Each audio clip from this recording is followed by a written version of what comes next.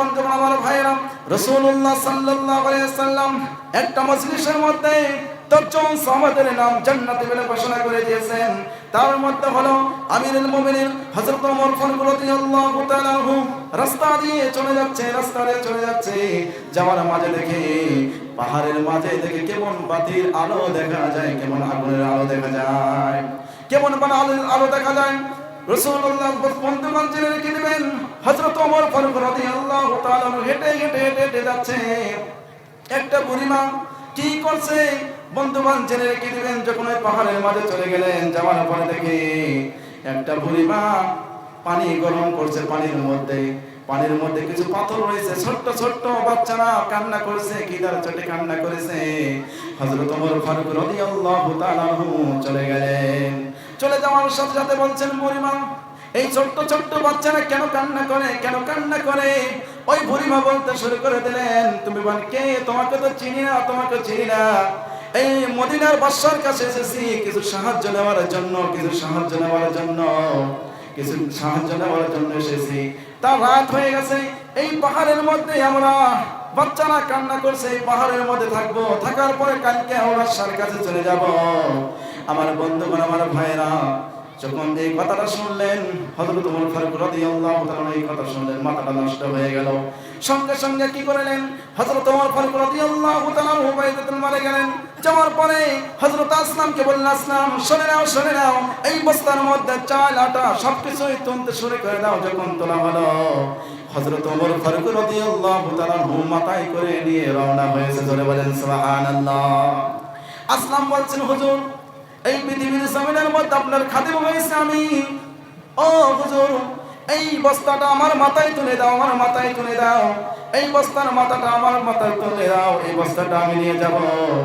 আমিরুল মুমিনিন হযরত ওমর ফারুক রাদিয়াল্লাহু তাআলা বললেন, ও আসলাম, তুমি শুনে নাও, কঠিন কিয়ামতের ময়দানে এই মদিনার জমিনের মধ্যে একটা মানুষ যদি না খেয়ে থাকে, একটা মানুষ যদি না খেয়ে কষ্ট পায়, কঠিন কিয়ামতের ময়দানে আমার জবাব দিতে হবে।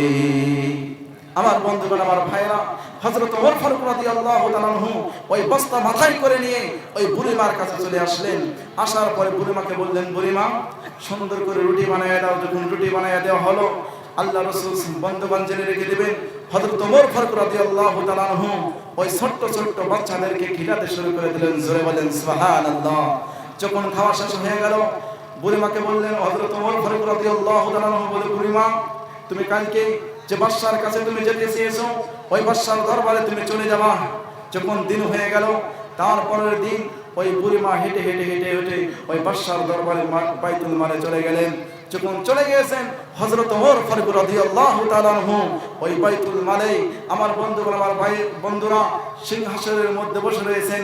ওই বুড়িমা দেখার সাথে সাথেই চিন্তা পড়ে গেল যে কালকে যে মানুষটা মাথার মধ্যে বস্তা নিয়ে আমার কাছে চলে গিয়েছে, ছোট্ট বাচ্চাদেরকে খানার ব্যবস্থা করে দিয়েছে, সেই লোকটা আজকে সিংহাসনের মধ্যে বসে রয়েছে। আমার বন্ধুগণ, আমার ভাইরা, সঙ্গে ওই বুড়িটা চিন্তায় পড়ে গেলেন, কি রে, এত বড় মানুষ মাথায় করে নিয়ে চলে যাচ্ছে। আমার বন্ধুগণ, আমার ভাইরা, সেই বুড়িমা বললেন, ও হুজুর, আমাকে মাফ করে দাও, তোমাকে চিনতে পারি নাই, আমাকে তুমি মাফ করে দাও। হযরত ওমর ফারুক রাদিয়াল্লাহু তাআলা বলেন, বুড়িমা তুমি আমার কাছে তুমি মাফ চাইও না, আমি তোমার কাছে মাফ চাই যে তুমি মদিনার জমিনের মধ্যে এসে তুমি যদি না খেয়ে থাকতা, তুমি মদিনার জমিনের মধ্যে না খেয়ে থাকবা, কঠিন কিয়ামতের ময়দানে আমার কাছে আল্লাহর কাছে জবাব দিতে হবে। আমার বন্ধুগণ, আমার ভাইরা, পৃথিবীর জমিনের মধ্যে হযরত ওমর ফারুক রাদিয়াল্লাহু তাআলা এত বড় বাদশা ছিলেন, দেখেন তার আদর্শ এত সুন্দর ছিল। রাসূলুল্লাহ সাল্লাল্লাহু আলাইহি সাল্লামের সাথে চলে তার আদর্শ এত সুন্দর বানিয়ে পৃথিবীর জমিনে দেখায় দিয়েছেন। জোরে বলেন সুবহানাল্লাহ। কথা বলেন ঠিক কিনা? সেই রাসূলুল্লাহ সাল্লাল্লাহু আলাইহি সাল্লামের আদর্শ মোতাবেক চলতে হবে। যে রাসূলুল্লাহ সাল্লাল্লাহু আলাইহি সাল্লামের আদর্শ মোতাবেক সাহাবারা চলে, এই পৃথিবীর জমিন থেকে জান্নাতের সার্টিফিকেট নিয়ে পৃথিবীর জমিন থেকে চলে গেছে। আল্লাহর হাবিব সাল্লাল্লাহু আলাইহি সাল্লাম আজ থেকে ১৫০০ বছর পূর্বে পৃথিবীর জমিনের মধ্যে জানিয়ে দিয়ে গেছেন, আমি আখিরি নবী, এই দুনিয়ার জমিনের মধ্যে দুইটা বস্তু রেখে যাচ্ছি, একটা হলো আল্লাহর কোরআন, দ্বিতীয়টা হলো রাসূল সাল্লাল্লাহু আলাইহি সাল্লামের সুন্নাত। যারা আল্লাহর কোরআন রাসূলুল্লাহ সাল্লাল্লাহু আলাইহি ওয়াসাল্লামের সুন্নাত মোতাবেক যারা চলবে এই পৃথিবীর জমিনের মধ্যে কামিয়াব হবে। আমার বন্ধুগণ জেনে রেখে দিবেন, এই পৃথিবীর জমিনের মধ্যে যারা কামিয়াব হবে মরার পরও তারা কামিয়াব হয়ে যাবে। জোরে বলেন সুবহানাল্লাহ।